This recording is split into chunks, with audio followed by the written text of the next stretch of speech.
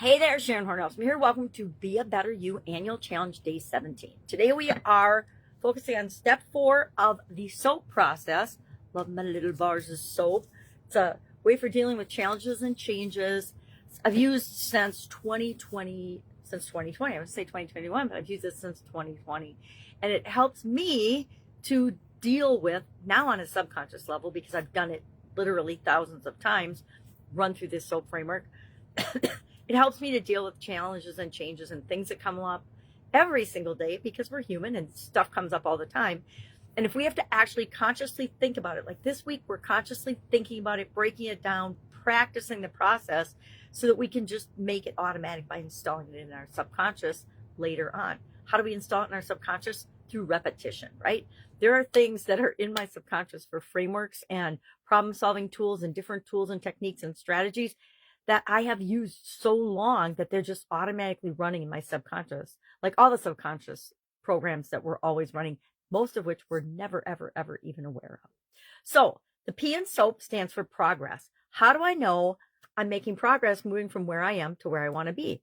Well, we have to find a way to measure that. We have to, but it's a really good idea because number one, it keeps us motivated and taking action because we see that we're making progress. Have you ever set a big goal and then not found a way to measure it? You take some action, and you don't feel like you're making any progress, so then you just quit and give up on that goal? I think we all have at some point in our lives.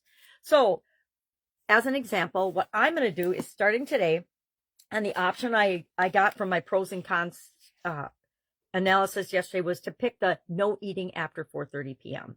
Now, there's some challenges with that, especially when it comes to social and relationships and family and things. But I think I can do it.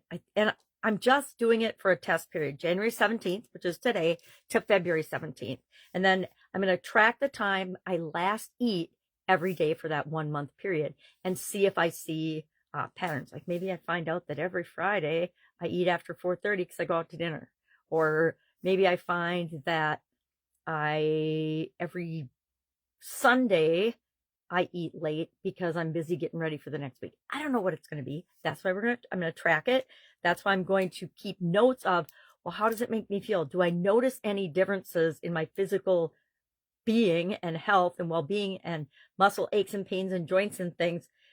I want to see it get better and reduce because I don't eat after 4:30 p.m.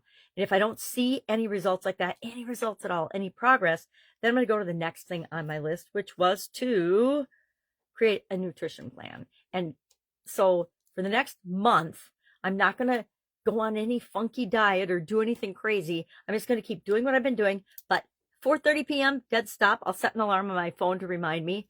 I'm not going to eat after that. And we'll just see how it goes.